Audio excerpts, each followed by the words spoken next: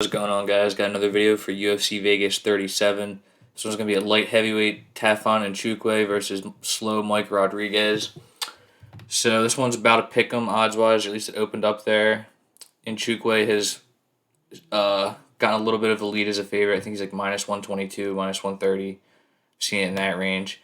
Rodriguez is going to have the reach advantage and the height advantage. Nchukwi is kind of small for the division. He fought at 185 last time. But, yeah, Rodriguez has the reach advantage, no doubt. So I'll start with Rodriguez. He's got a bad UFC record. He's been kind of unlucky, though, I would say. Like, he doesn't look terrible. But, yeah, he had a no contest that he kind of lost, if I remember correctly. And then he loses to Daeun Jung. That's not a bad loss. His one win in his last five is a good one over Marcin Prachnio. Nice first round knockout there. But he honestly he had Ed Herman beat too. Forgot about that. He had Herman beat, and then Herman faked a nut shot really well. He got kneed in the chest and somehow sold that as a nut shot. Ended up coming back and getting a Kimura in a really bad position. But honestly, I think if the phantom nut shot didn't happen, Rodriguez was about to stop that fight, which would Ed Herman's tough to put out, but he was down, and I think he was hurt to the body, so that would have been a nice knockout for Rodriguez, really nice one. They got submitted by Danilo Marquez, and that just kind of speaks to Rodriguez's ability on the ground. Like, not trying to trash it, it's just not his strong suit. And he was able to get submitted there, and the submission against Ed Herman was bad. It's kind of like Rodriguez on the ground. I don't think you're going to see it. I don't think this fight's going to go to the ground. Neither guy really a grappler. And they've struggled with grapplers either in gassing out or getting submitted in the case of either guy. But, yeah, Rodriguez, striking-wise, I wish he would have more volume.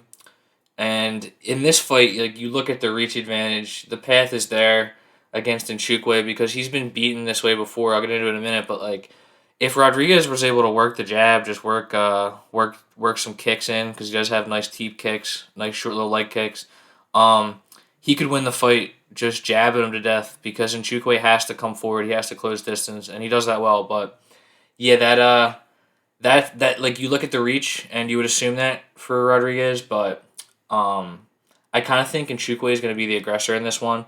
But Rodriguez does have power in his hands. Definitely capable of getting the finish, as you can see with that Marcin Prachnio knockout, which, like I said, was a good one. But, yeah. So, moving on to Nchukwi, kind of new to MMA, but he has a good Muay Thai background. And like I was saying earlier, he's kind of small, but he has a ton of muscle mass, too. So, you immediately look at him and you worry about him like being one of those guys who gasses. And he kind of did against Jung Young Park. I would say Park mostly won that fight with the jab, though. Nchukwi was walking forward like he always does. He really does. He'll take what you're giving him and just keep walking you down. But yeah, in that one, Jung Young Park was just able to use the reach advantage, and he had more volume, and I believe he won some rounds on the ground in that one. It's been a minute since I watched the one. I watched it like last week, but yeah, in that one, Nchukwi definitely did look a little tired, and I guess that's why this fight is a little close. Neither guy has a great gas tank, I should say, but Nchukwi, I would say, has, with all that muscle mass, he gasses a little bit easier, so you'd have to give the cardio edge to Rodriguez in this one. So typically you're looking at a reach advantage one way and a cardio advantage. Those are two good things to have, but Nchukwi really does he comes forward, and he had a really nice knockout against Al Madaval on the Contender Series, really broke him down. Madaval pretty small for the division, but yeah, it was a nice striking display from Nchukwi. He's mostly a southpaw. And then before that, he knocks out William Knight on the Contender Series. No, not the Contender Series, excuse me, the CFFC. CFFC has become such a great pipeline, but that was a great win. He defended the takedown well. His takedown defense is solid because he works in a lot of knees. And, William Knight was unable to take him down. Then he just got dropped. So, Nchukwi has some solid W's in his young MMA career here. And I'll tell you what I really like about Nchukwi. When you watch the tape on him, he invests in the body a lot. I think that you always want to see that from a striker. And With the southpaw stance, those body kicks are really nasty. If he can land just a couple of them, his knees are great, and he'll strike to the body too, both jabs and looks for some hooks. So yeah, that I like to see that, especially when you're fighting at higher weight classes where people don't necessarily have the best cardio, including in Nchukwi. If you're able to break your opponent down like that, it helps you keep your power.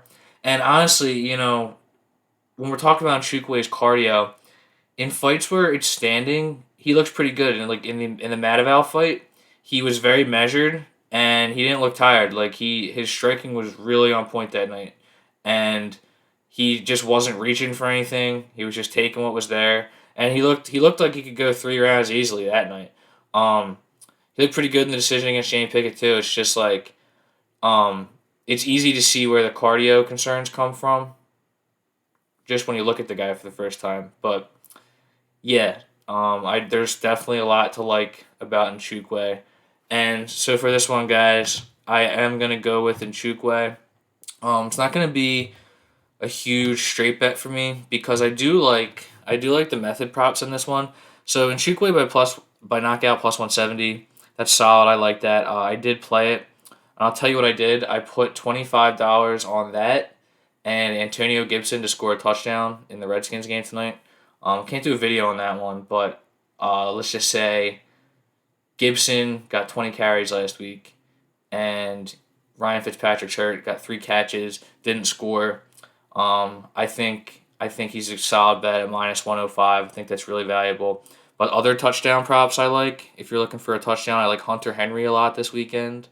Um, that's another one that I'm definitely gonna be playing off the top of my head. So basically, I'm looking to just small parlay this one. You don't have to tail me, but I've only bet $10. $35 on Nchukwi by knockout.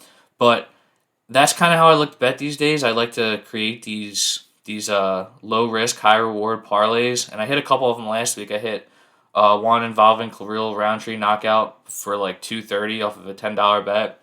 I parlayed it with the home run in baseball, and the problem with that strategy is if you cast too many nets and you don't hit them, you'll just burn through whatever you are hitting.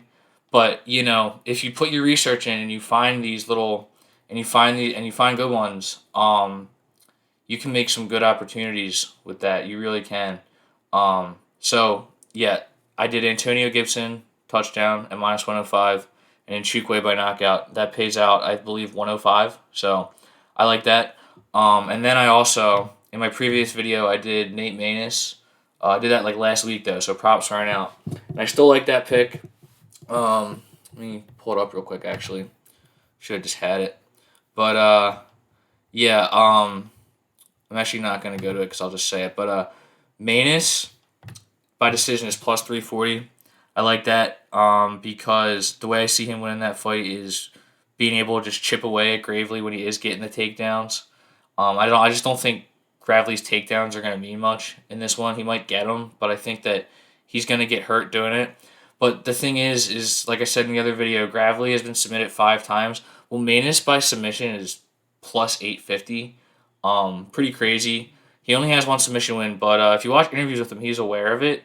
And yeah, that like I was saying, if you're looking for those low risk, high reward parlays, $10 on Nchukwi and Maness by submission pays out 246. So yeah, for $35 down, I've got total of 3 outcomes, and I can win up to like $350, $400. That's the way I like to bet now. But if you were going to go with a straight play, I think Nchukwi moneyline at minus 122. If you want to put a unit or two on that, I like it. But there's also a built-in hedge here that I like. Rodriguez by points at plus 300. I think that's a solid hedge. Double chance is probably good too. Probably get plus odds with that. But points and knockout for Rodriguez. But yeah, Rodriguez by points. I think there's the path there if Nchukwi gasses and Rodriguez is able to utilize the tools that he has, the reach and whatnot. I think that's solid. And then time props. I think I saw a good one here. Yeah, will the fight go the distance isn't great. I thought the over under was 1.5, and the under was pretty good. But yeah, I'm not seeing that. But I didn't play that.